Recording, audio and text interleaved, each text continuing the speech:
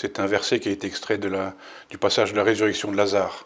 Et donc le Christ demande à la sœur de Lazare, est-ce qu'elle croit qu'il peut vraiment ressusciter? Elle dit, elle connaît la réponse, je dirais, officielle. Je sais que tu es la résurrection et la vie, mais en fait, il ne faut pas seulement croire, mais il faut faire confiance au Seigneur. Et je crois que peut-être ce que nous avons attiré de cela, c'est cette confiance dans le Seigneur.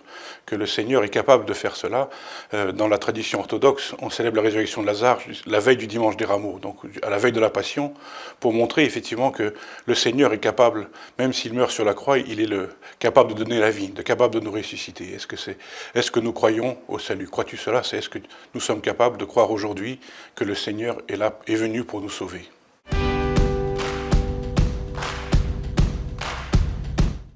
Dans le credo de Nicée, nous avons dans une des toutes premières phrases que Dieu est le créateur de toutes choses, du monde entier, de toutes choses visibles et invisibles.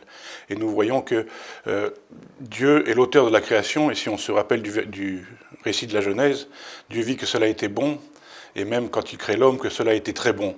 Et je crois que c'est pour nous quelque chose d'important de cette création qui est un don de Dieu qui nous a été donné.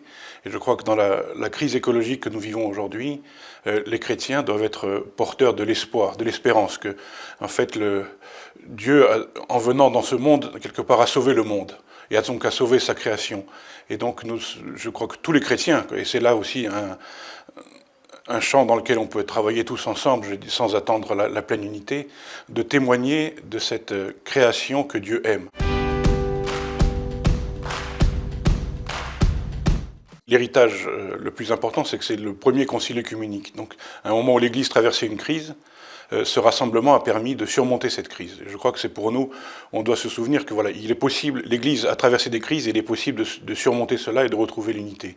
Peut-être dans notre démarche, ça doit être aussi une source d'espérance, que nous célébrons pas seulement un événement historique, mais peut-être aussi un moyen pour nous de nous retrouver tous ensemble et de pouvoir faire cette unité que le Seigneur veut.